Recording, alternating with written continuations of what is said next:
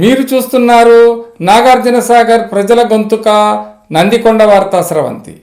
నేను మీ సమతా ప్రసాద్. ముఖ్య అంశాలు: నల్గొండ పార్లమెంట్ అభ్యర్థి రఘువీర్ గెలుపు ఖాయం, మెజార్టీ 3 లక్షల పైమాటే అంటున్న కాంగ్రెస్ వర్గాలు. కరుడుగట్టిన కాంగ్రెస్ వాదులు వీరే. రోడ్డు ప్రమాదంలో హెడ్ కానిస్టేబుల్ మృతి. మాట ముచ్చట కార్యక్రమంలో ఉంగరాల శ్రీను.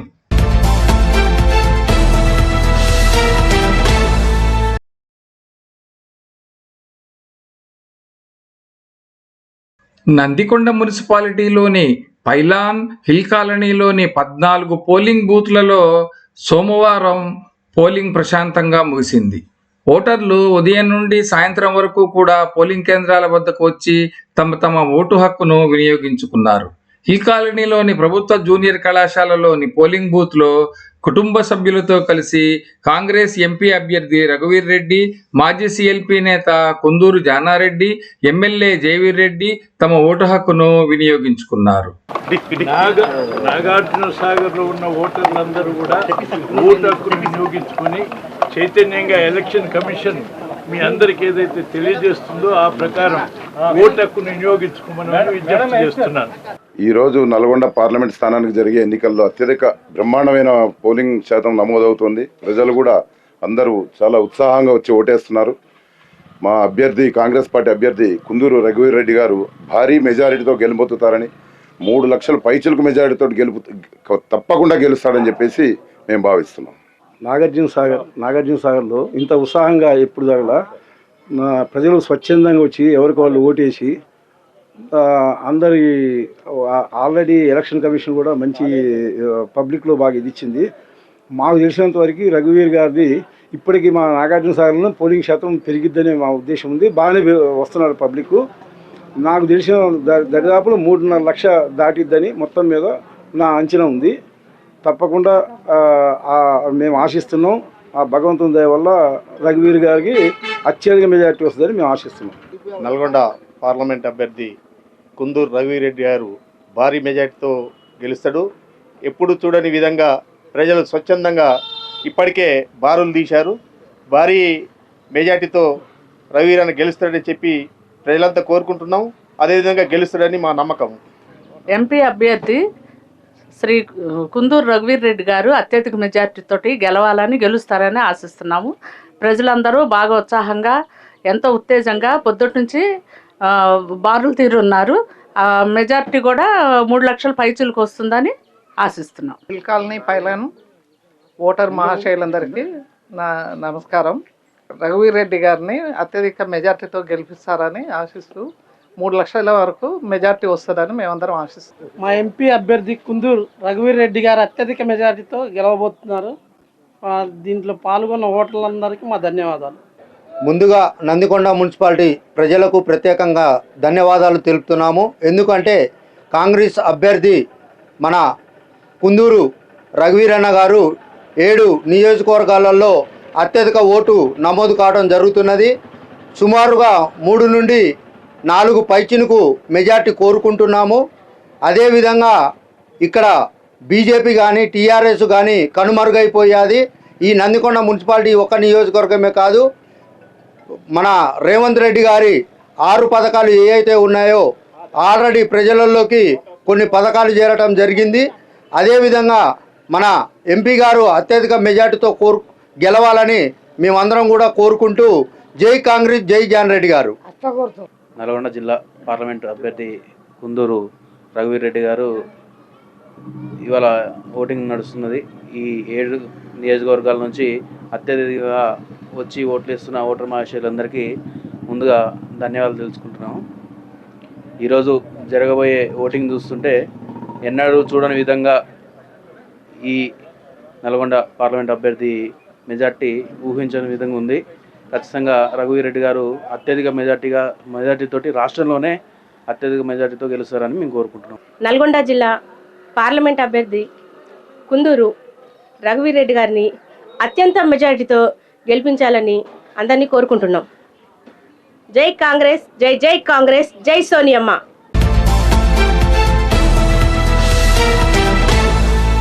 రోడ్డు ప్రమాదంలో నందికొండ మున్సిపాలిటీకి చెందిన మర్యాదాసు అనే హెడ్ కానిస్టేబుల్ దుర్మరణం పాలయ్యారు. సాగర్ పోలీస్ స్టేషన్లో కొన్ని సంవత్సరాలుగా విధులు నిర్వహించిన అతడు అంగడిపేట పోలీస్ స్టేషన్కు ఇటీవల బదిలీపై వెళ్లారు. శనివారం రాత్రి అంగడిపేట వద్ద విధులు నిర్వహిస్తుండగా ఓ లారీ అతని మీద నుంచి దూసుకుపోవడంతో అక్కడికక్కడే మృతి చెందాడు. అంత్యక్రియలు ఆదివారం సాయంత్రం పైలన్ కాలనీ శ్మశాన వాటికలో పూర్తి చేశారు. విధి నిర్వహణలో మరణించిన అతని అంత్యక్రియలు అధికార లాంఛనాలతో నిర్వహించాల్సి ఉండగా ఎన్నికల సందర్భంగా అధికారులు అందుబాటులో లేకపోవడంతో కుటుంబ సభ్యులు బంధుమిత్రుల సహకారంతో నిర్వహించారు. టీపీసీసీ సెక్రటరీ కర్నాటి లింగారెడ్డి, స్థానిక ఎస్ఐ సంపత్ గౌడ్, మాజీ వైస్ చైర్మన్ మందా రఘువీర్ తదితర నాయకులు ఈ యొక్క అంత్యక్రియలకు హాజరయ్యారు. ఈ ప్రమాద దృశ్యాలను అక్కడ ఉన్నటువంటి సీసీ కెమెరాలో రికార్డ్ అయినాయి. ఆ దృశ్యాలు మన నందికొండ వార్తా స్రవంతి ప్రేక్షకుల కోసం.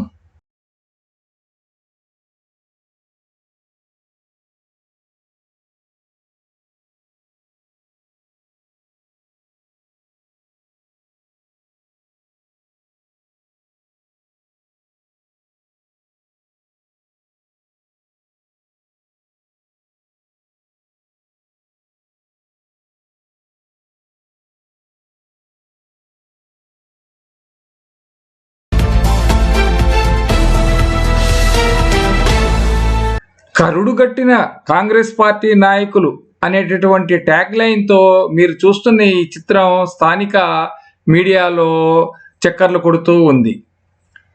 10 సంవత్సరాల ఓపిక పట్టి తెలంగాణ రాష్ట్రంలో కాంగ్రెస్ ప్రభుత్వం అధికారంలోకి తీసుకువచ్చిన నందికొండ మున్సిపాలిటీ హిల్ కాలనీ కరుడుగట్టిన కాంగ్రెస్ నాయకులు.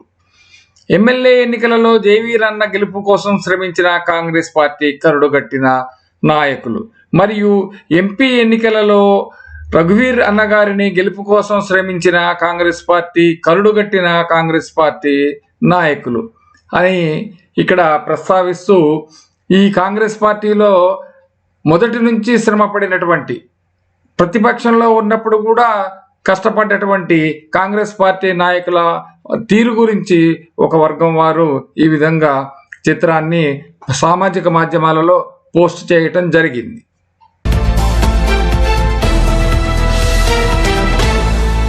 నందికొండ వార్తా స్రవంతి స్టూడియోలో మనతో ఉన్నారు కాంగ్రెస్ పార్టీ ప్రముఖ నాయకుడు, నియోజకవర్గ ఓబీసీ అధ్యక్షులు ఉంగరాల శ్రీను గారు.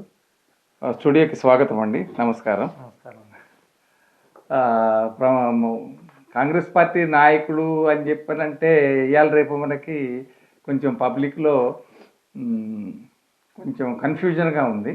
ఎందుకంటే కాంగ్రెస్ పార్టీలో ఉన్నవాళ్ళు, తర్వాత కాంగ్రెస్ పార్టీ మొన్న ఎలక్షన్కి ముందు బీఆర్ఎస్ పార్టీ నుంచి వలస వచ్చిన వాళ్ళు, తర్వాత గెలిచిపోయిన తర్వాత 5 సంవత్సరాల ప్రతిపక్షంలో కూర్చోలేము అని చెప్పని కొంత మిగిలిన ఉన్న అందరూ కూడా మళ్ళీ కాంగ్రెస్ పార్టీలోకి చేరిన వాళ్ళు వీళ్ళందరూ ఉన్నారు. కాకపోతే మనతోటి కూర్చున్నటువంటి ఉంగరాల శ్రీను గారు కాంగ్రెస్ పార్టీ కష్టాల్లో ఉన్నప్పుడు, కాంగ్రెస్ పార్టీ అపోజిషన్లో ఉన్నప్పుడు కాడెమోసి కాంగ్రెస్ పార్టీని అధికారంలోకి తీసుకురావడానికి తన వంతు కర్తవ్యంగా మన నియోజకవర్గంలో తీవ్రమైనటువంటి కృషి చేసిన వేళ్ల మీద లెక్క పెట్టినటువంటి వాళ్ళల్లో ఒకరు మన ఉంగరాల శ్రీను. మీకు అభినందనలండి. మీరు కష్టకాలంలో కూడా కాంగ్రెస్ పార్టీలో విడిపోకుండా ఉన్న 5-6 మీరు ఒకరుగా ఉండి కాంగ్రెస్ పార్టీని అధికారంలోకి తీసుకురావడం జరిగింది. సరే, ఇప్పటి విషయానికి వద్దాం మనం. ఏంటి, ఎలా ఉంది పరిస్థితి, ఏంటి ఈ విషయం? పరిస్థితి ఇప్పుడు మెరుగ్గానే ఉంది. ముఖ్యంగా చెప్పాలంటే ఇక్కడ నందికొండ మున్సిపాలిటీ ప్రజలకు కూడా ముఖ్యంగా మా ధన్యవాదాలు. ఇప్పుడు దేనికి? మొన్న మా జయవీర్ రెడ్డి గారిని కూడా అఖండ మెజారిటీతో గెలిపించినందుకు, మొన్న అంతకుముందు గెలిచిన వెంటనే కూడా మీకు ధన్యవాదాలు చెప్పుకున్నాము. ఇప్పుడు కూడా సేమ్ అదే ధన్యవాదాలు మేము చెప్పుకుంటున్నాము అడ్వాన్స్గా స్టూడియో ముందుకు వచ్చినందుకు. రెండవది, మన జయవీర్ రెడ్డి గారిని గెలిపేయడం కాదు, అఖండ మెజారిటీతో గెలిపించారు కదా, అదేవిధంగా మా రఘువీర్ రెడ్డి గారిని కూడా గెలిపిస్తారని చెప్పేసి మేము ఆశిస్తున్నాము. అఖండ మెజారిటీతో గెలిపిస్తారని ఆశిస్తున్నాము మేము. ఎందుకంటే జయవీర్ రెడ్డి గారు గెలుపు ఖాయమైపోయింది, మనకి గెలుపు ఖాయమైపోయింది. రఘువీర్ రెడ్డి గారి గెలుపు ఖాయమైపోయింది. ఇప్పుడు ఎంత మెజారిటీ అన్న దాని మీదనే మనం మీ ప్రయత్నాలు మొత్తం క్లారిటీగా, మీ ప్రయత్నాలు జరిగేదంతా మెజారిటీ కోసమే. ఇప్పుడు వాస్తవం చెప్పండి. వాస్తవం అది. ఇప్పుడు ఇప్పుడు ఆల్రెడీ గెలుపు అనేది ఖాయమైపోయింది. అవును. మిమ్మల్ని మేము కోరుకునేది ఏంటంటే మా రఘువీరెడ్డి గారి గెలుపులో మీరు కూడా భాగస్వాములు అయ్యి మన నియోజకవర్గాన్ని మన జిల్లాని అభివృద్ధి పదంలో నడిపేయడానికి తోడ్పడటంలో మీ వంతు సహకారం అందిస్తారని చెప్పేసి అంటే రఘువీరెడ్డి గారి గెలుపు ద్వారా మేము ఆశిస్తున్నాం. చెప్పండి. మేము ఆశిస్తున్నాం. ఇప్పుడు మొన్న జైవీరెడ్డి గారిని గెలిపించారు, ఎమ్మెల్యేగా గెలిపించారు. గెలిచినంత కాలం కూడా మంచిగానే కార్యక్రమాలు చేసుకొస్తున్నాము. ఇంకా డెవలప్మెంట్ తీసుకుని వద్దాం అనుకున్న లోపల మళ్ళీ ఎలక్షన్స్ వచ్చినాయి, మళ్ళీ ఎలక్షన్ కూడా వచ్చింది. కాబట్టి సాధ్యమైన వరకు కూడా మేము ఏవైతే మేము వాగ్దానాలు చేసినామో ఆ వాగ్దానాలన్నీ ఒక సగం వరకు అయితే తీర్చినాము. ఇంకా మిగిలినవి ఒక 2-3 అయితే మిగిలినవి, అవి కూడా కంప్లీట్ చేస్తాము. ఈ ఎలక్షన్ అయిన వెంటనే కూడా అవి కూడా కంప్లీట్ చేస్తాము అని మేము మీ ద్వారా స్టూడియో ద్వారా తెలియజేసుకుంటున్నాం. అయితే ఇప్పుడు మనకి పోయినసారి కూడా ఎంపీ స్థానం ఇక్కడ మనకి కాంగ్రెస్ పార్టీయే దక్కించుకుంది. ఎప్పుడు అది బీఆర్ఎస్ పార్టీ ఫుల్ స్వింగ్లో ఉన్నప్పుడు. ఇప్పుడు కూడా మనకి నియోజకవర్గం నల్గొండ పార్లమెంటరీ నియోజకవర్గ స్థాయిలో మనం చూస్తున్నట్లయితే అసలు ఎక్కడ లేని స్పందన కాంగ్రెస్ పార్టీకి. తర్వాత మా కాంగ్రెస్ పార్టీ అభ్యర్థి ప్రత్యర్థులైనటువంటి బీఆర్ఎస్ పార్టీ కానివ్వండి, బీజేపీ పార్టీ కానివ్వండి, అందనంత ముందులో ఉండి గెలుపుకు దగ్గరలో ఉండి మెజార్టీ తోటి గెలిచే విధంగా ఉన్నారంటే ఏంటి అసలు ఈ కారణం ఏమనుకుంటారు మీరు? కారణం ఏమంటారంటే మొదటిగా మనం చెప్పుకోవాల్సింది నల్గొండ జిల్లా అంటే కాంగ్రెస్ కిల్లా. కాంగ్రెస్ పార్టీ అంటేనే నల్గొండ జిల్లా. అటువంటి దాంట్లో హేమాహేమీలు ఉన్నారు. ఒకటి కోమటిరెడ్డి గారు కానీ, తర్వాత మన ఉత్తమ్ కుమార్ రెడ్డి గారు కానీ, మొదటి వరుసలో చెప్పుకోవాల్సింది మన జానారెడ్డి గారు కానీ, వీళ్ళది కంచుకోట ఇదంతా. కాకపోతే వీళ్ళు చేసిన అభివృద్ధి మనకి కొంతమంది చెప్పుకొస్తున్నారు.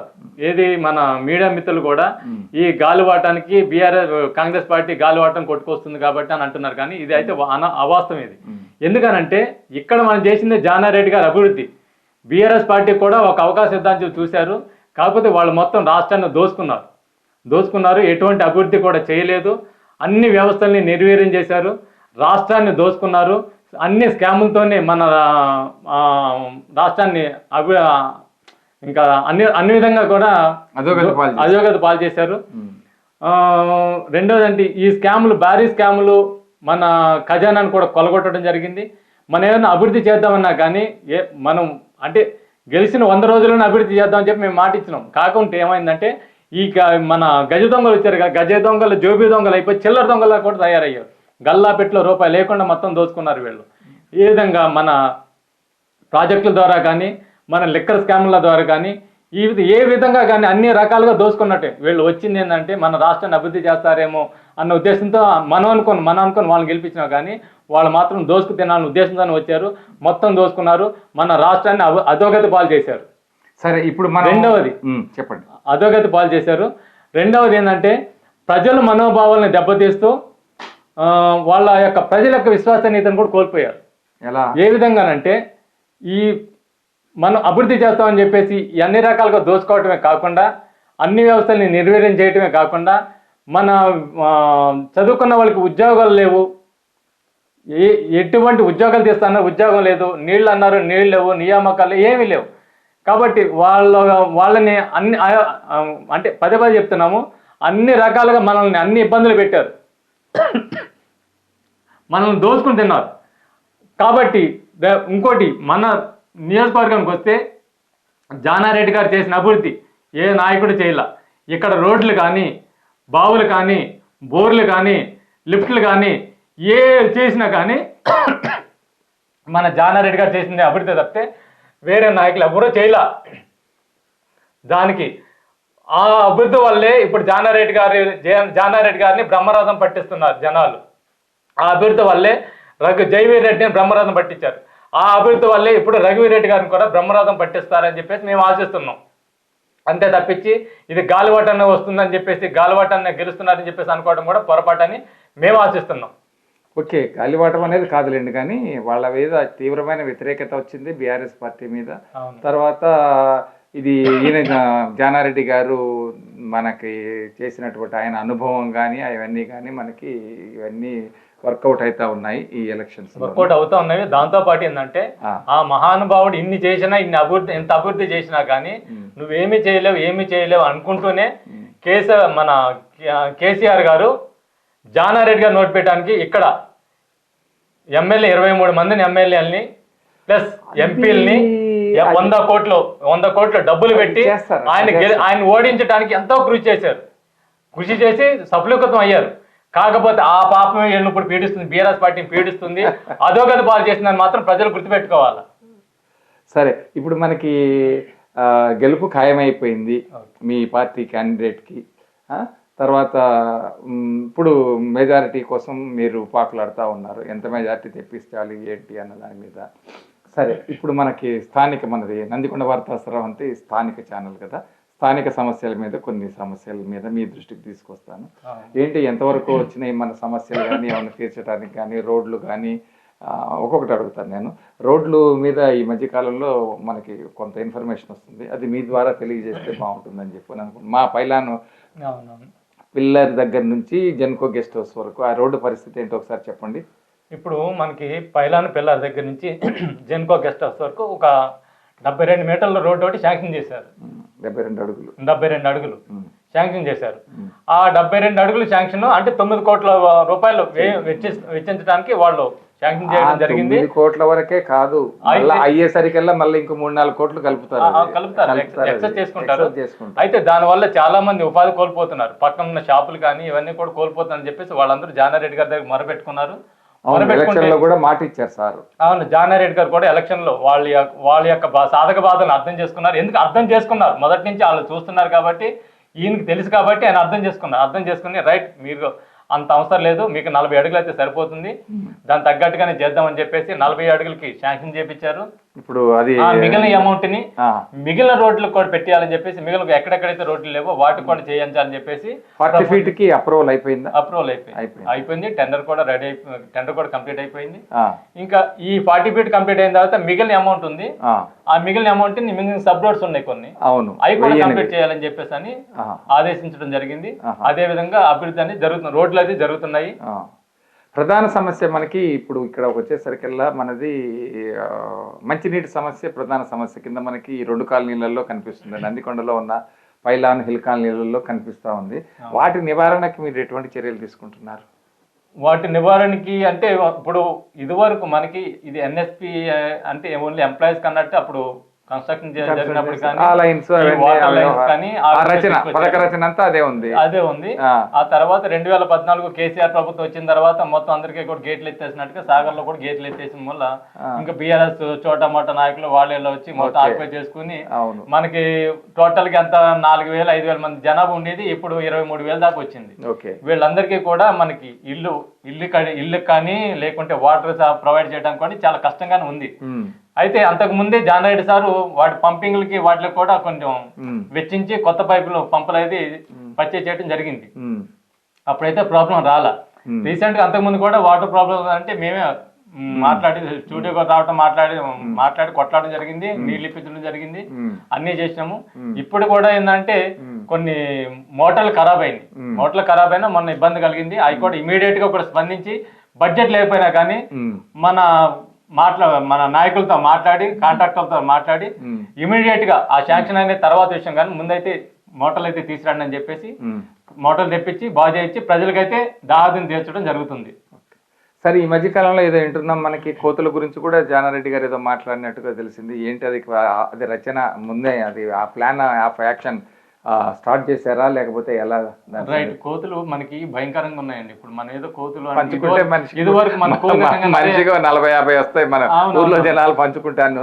ఇదివరకు కోతులు అరే కోత వచ్చిందని చెప్పి పరిగెట్టి ఆ కోతుని చూసేటోళ్ళు. ఇప్పుడు కోత వచ్చిందంటే చూసి ఇళ్లలో దాక్కోవాల్సిన పరిస్థితి ఏర్పడుతుంది.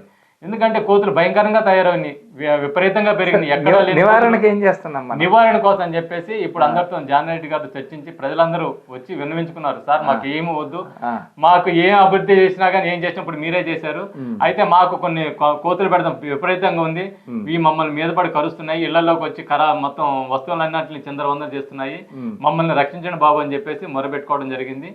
దానికి ఇమీడియట్ గా స్పందించి జానారెడ్డి సారు ఒక 2,000 కోతులను పట్టేయడానికి కూడా 2,000 అనేది ఎలా డిసైడ్ చేశారు మీరు?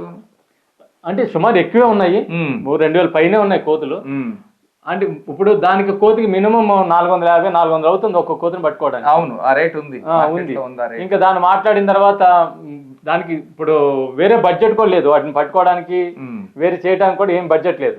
కాబట్టి ఈయనే ఇంకా మన జెన్కో వాళ్ళతో 200 ఏమో జెన్కో వాళ్ళు ఇస్తున్నారు, 200 కోతులు పట్టుకోవడానికి. మిగిలిన జానెట్ సార్ గారు ఇంకా కొంతమందితో కలిసి ఆయనే చేస్తున్నారు. ఆయనే చేసి కోతులను పట్టుకోవడానికి అని చెప్పేసి ప్రపోజల్ పెట్టి కోతులను పట్టుకోవడం కూడా తీసుకురావడం జరిగింది. మొదలైంది. ఒక 2 రోజుల నుంచి వాటికి మన శనక్కాయలు, పల్లీలు, పుట్నాలు ఫీడింగ్ స్టార్ట్ చేస్తాం. అంటే ఈ ఫీడింగ్ ఏంటంటే ఒక కోతులు ఎక్కడున్నాయని చూసిన తర్వాత వాటికి అలవాటు చేస్తారు. వీటిని అలవాటు చేసి ఆ ఏరియాలో బోన్లు పెట్టి ఆ బోన్లలోకి ఈ ఫీడింగ్ అనేది బోన్లు వేస్తారు. ఇవి ఆ బోన్ లో దొరుకుతాయి. బోన్లు క్లోజ్ చేసిన తర్వాత వీటిని వేరే ప్లేస్ లో వదిలేయడం జరుగుతుంటది. అది కోతులు పట్టడం ఇప్పుడేం ఫీడింగ్ చేస్తున్నారు. ఫీడింగ్ చేస్తుంది. పట్టే కార్యక్రమం ఎప్పుడు మొదలవుతుంది? రేపు అంటే మనకి శుక్రవారం స్టార్ట్ అవుతుంది. ఫ్రైడే అంటే రేపా? వచ్చే ఫ్రైడేనా? ఈ ఫ్రైడే ఈరోజు గురువారం కదా, రేపు శుక్రవారం. రేపు మార్నింగ్ నుంచి స్టార్ట్ అవుతుంది. ఈ కోతులన్నింటిని పట్టుకోవడం జరుగుతుంది. ఈ విధంగా ప్రజల యొక్క సాధక బాధను కూడా తీర్చడానికి కూడా ఈ కోతుల బెడదను కూడా జానారెడ్డి సార్ ఆధ్వర్యంలో విముక్తి చేస్తున్నారని చెప్పేసి మేము ఆశిస్తున్నాం. ఇది సక్సెస్ అయితే చాలా ప్రజలకి చాలా మానసిక ప్రశాంతత 100% సక్సెస్ అవుతుంది. ఎందుకంటే ఇప్పుడు ఇది వరకు మా గవర్నమెంట్ లేనప్పుడు కూడా జానరెడ్డి సారే కొన్ని ఒక 500, 600, 800 దాకా కోతులు పట్టించడం జరిగింది. ఈ పైలాన్ లో కానీ ఎల్కాల్లో కానీ పట్టించినా ఇంకా కొన్ని మిగిలిపోయినాయి. అవి ఇంకా ఎక్కువ అయిపోయినాయి. కొంతమంది తీసుకొచ్చి ఇక్కడ వదిలేయడం కూడా జరుగుతూ ఉంది. వేరే చోట తీసుకొచ్చి ఇక్కడ వదలటం జరుగుతూ ఉంది. ఏంటంటే ఇది మన అటవీ ప్రాంతం కాబట్టి ఇంకా వాటికి కొంచెం ఫ్రీగా ఉంటుంది అన్నట్టు వదిలేస్తున్నాయి. అవి ఏం ఊళ్ళలో పడుతున్నాయి. ఊళ్ళలో పడి ఇళ్లలో పడి మనుషుల్ని కొంచెం ఇబ్బంది పెడుతున్నాయి. సరే, ఇంకొక సమస్య మనకి పెండింగ్ సమస్య ఒకటి మనకి ఏది మన క్వార్టర్స్. అప్పుడు 620 క్వార్టర్స్ ఏమో ప్రభుత్వం రిజిస్ట్రేషన్ చేయడం జరిగింది లబ్ధిదారులకి. ఇంకో 1000 క్వార్టర్లు దగ్గరగా ఉన్నాయి. అంటే 59 జీవో ప్రకారం, 58 కాదు, మళ్ళీ ఓపెన్ ల్యాండ్స్ అవి కాకుండా ఈ వీటి మీద ఏమన్నా చర్య తీసుకుంటున్నారా? కంపల్సరీ వీటి మీద. అంటే ఇప్పుడు మనకి జైవీర్ రెడ్డి గారు గెలిచిన వెంటనే మిగిలిన కూడా చేద్దామని చెప్పేసి ఆలోచనలోనే ఉన్నాం. తీరా చూసిన తర్వాత ఆ టైంలో కలెక్టర్ రాలే, కొత్త కలెక్టర్ వచ్చారు. రీసెంట్ గా కొత్త కలెక్టర్ గారు వచ్చారు. కొత్త కలెక్టర్ గారు వచ్చిన తర్వాత 58, 59 జీవోలో కొన్ని లోటుపాట్లు ఉన్నాయని చెప్పేసి వాటి మీద క్షుణ్ణంగా చదివి వాటి మీద మిగిలిన చేద్దామని చెప్పేసి చూస్తా ఉన్నారు. అది రాగానే ఇది కూడా కంప్లీట్ అయిపోతుంది. ఇది సగం అయిపోయింది కాబట్టి మిగిలిన కూడా కంప్లీట్ అయ్యి మిగిలిన వాళ్ళ లబ్ధిదారులు కూడా ఈ ఇళ్ల పట్టాలు ఇప్పించడానికి కూడా సిద్ధంగానే ఉన్నారు. ఓకే, అలాగే. అయితే మరి ఇప్పుడు మీరు ఆఖరిగా మీరు ఏం చెప్పదలుచుకున్నారు మనం ఈ ఇంటర్వ్యూని ముగించే ముందు? మనం చెప్పదలుచుకున్నామంటే ఇప్పుడు రఘువీర్ రెడ్డి గారు మన ఎంపీ అభ్యర్థిగా పోటీ చేస్తున్నారు కాబట్టి మీరందరూ కూడా మా జైవీర్ రెడ్డి గారిని ఆదరించినట్టుగా, మా జానారెడ్డి గారిని ఆదరించినట్టుగా మా రఘువీర్ రెడ్డి గారిని కూడా ఆదరించి అఖండ మెజారిటీతో గెలిపిస్తే మన నియోజకవర్గాన్ని, మన జిల్లాని అభివృద్ధి పదం నడిపిస్తారని చెప్పేసి మేము మాటిస్తున్నాము. కాబట్టి మీరందరూ కూడా అఖండ మెజార్టీతో గెలిపించి మన రఘువీర్ రెడ్డి గారిని గెలిపిస్తారని చెప్పేసి ఆశిస్తున్నాం. నందికొండ వార్తా స్రవంతి స్టూడియోకి వచ్చినందుకు మీకు కృతజ్ఞతలండి. ధన్యవాదాలు.